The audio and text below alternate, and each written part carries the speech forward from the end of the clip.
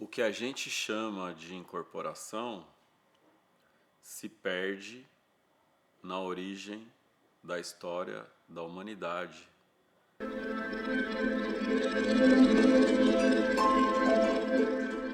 Desde os mistérios de Eleusis, desde as pitonisas do oráculo de Delfos dedicado a Apolo, desde as experiências siberianas de xamanismo ou a pagelança brasileira, nas tradições africanas ou no hinduísmo, em todo o mundo, o ser humano é tomado por experiências de transcendência, de estado alterado de consciência, de expansão da consciência, de dar voz para outras consciências, outros seres, outras entidades, para mestres ancestrais, familiares. A incorporação é tão antiga quanto a humanidade. Por isso, é uma tecnologia ancestral de conexão com a tua alma, com o mais profundo do teu ser, onde ele toca muitos outros, todos conectados como uma teia, num emaranhado de vidas e consciências que mesmo no invisível se tocam de uma maneira muito especial e caminhamos juntos. Eu caminho junto de todos os meus ancestrais, de toda a minha família de alma, de todos que me têm afinidade. Eu sou muitos. Quando incorporo, eu trago à vida muitas outras vidas que existem em mim ou que me atravessam de alguma maneira. Segundo Mircea Eliade, o Homo sapiens surge quando começa a enterrar os seus mortos e fazer rituais de transcendência da vida, trazendo uma espiritualidade. Logo, ele diz que esse Homo sapiens é homo religioso, mas a palavra religioso está muito conectada à religião, que é uma coisa ocidental, é uma coisa criada por essa nossa civilização, inclusive moderna, né? Essas criações de instituições. Então, eu digo que esse Homo sapiens, ele é homo espiritual, faz parte do Homo sapiens as experiências espirituais de transcendência, a mística, a magia. Eu diria que os bichos possuem uma espiritualidade muito visceral, uma espiritualidade que transcende até o racional, esse sentido, esse perceber, esse saber das coisas antes, né? Diz que antes de um tsunami chegar, os bichos já sabem, eles já saem correndo. Então há uma percepção no bicho, né? Ele tem algo de perceber esse transcendente, de trabalhar com energia, né? Quando um bicho está acuado, quando ele vai atacar, ele mostra as garras, tem algo de energia ali também, não só de físico.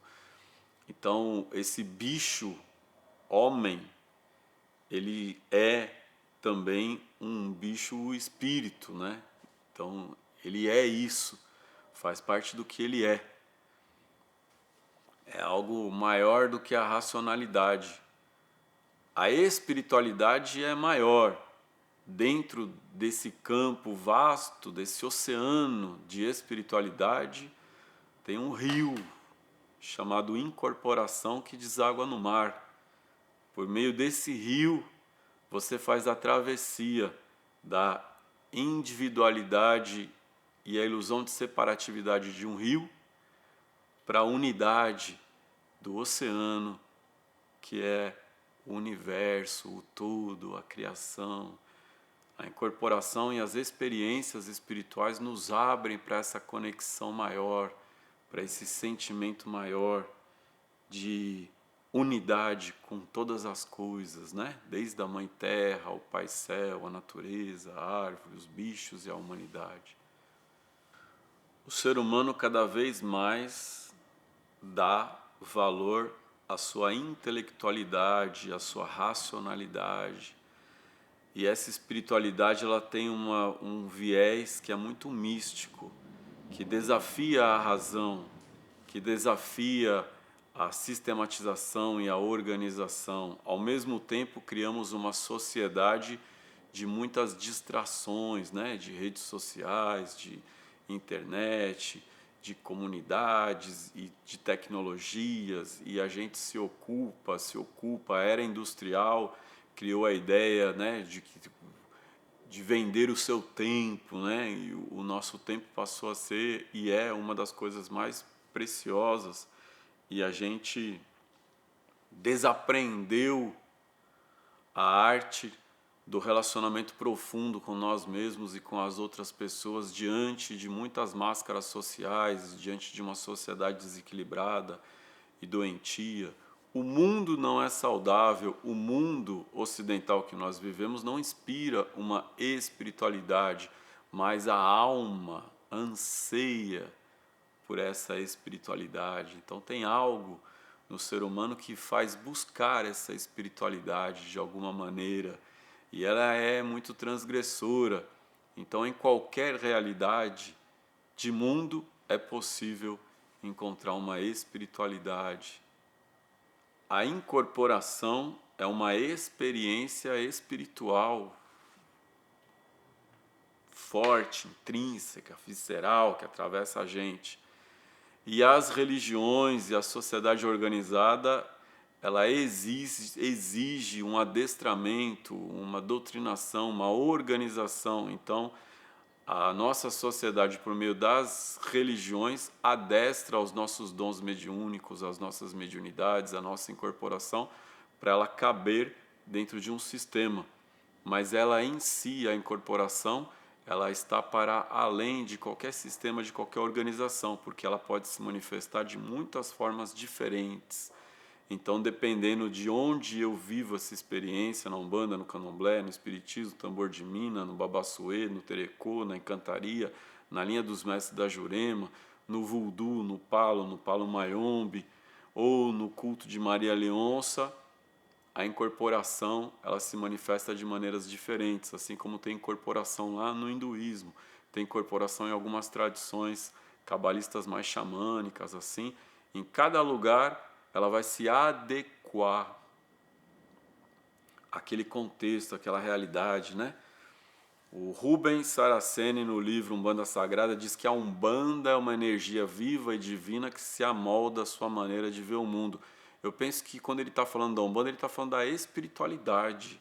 Essa espiritualidade de Umbanda se amolda à sua maneira de ver o mundo. Então, a manifestação espiritual que nós chamamos de incorporação, ela acontece acomodada e amoldada na visão de mundo do médium.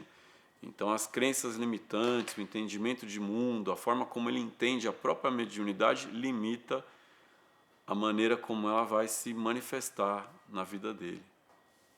Uma incorporação saudável é quando o médium tem a profundidade de ir ao encontro dessas entidades enquanto mestres e fazer da vida o seu mestre.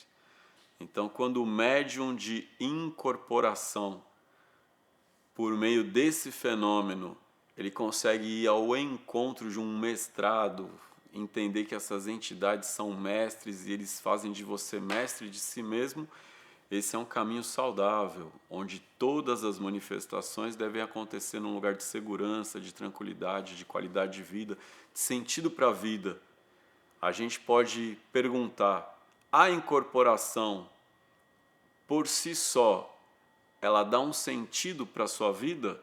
Se a resposta for sim, é saudável. Se não dá um sentido para a vida, se não tem um propósito, se não acontece num ambiente saudável e seguro, então aí ela pode deixar de ser saudável. Eu me desenvolvi mediúnico para a incorporação a partir de 1995. E alguns anos depois eu já estava participando do auxílio do desenvolvimento de outras pessoas. Então eu estive à frente de terreiro por 25 anos. Isso quer dizer que eu tenho experiência em desenvolver pessoas, né? Não é algo que você aprende lendo um livro ou fazendo um curso. é uma experiência de vida.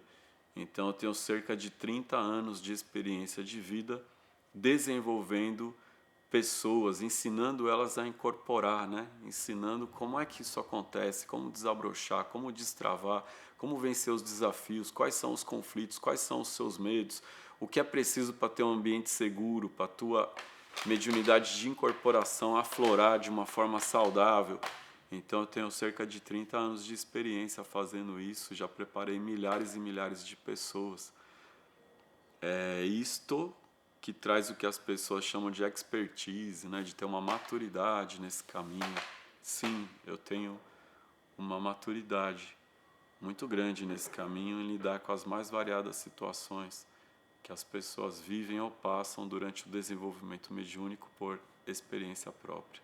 Hoje, para médiuns que já incorporam ou que já iniciaram o desenvolvimento mediúnico, que já incorporam as suas entidades, os seus guias, eu estou trazendo uma mentoria coletiva de incorporação online para ensinar as pessoas a encontrarem um lugar de autonomia espiritual e mediúnica, para as pessoas encontrarem um caminho de mestrado, de segurança, encontrar o caminho de se conectar com a sua família de alma, de se harmonizar com a sua ancestralidade, de aproximar dos seus mestres e fazer da vida o seu mestre. Eu ensino isso, inclusive de maneira online. Gratidão, axé, arroz, saravá.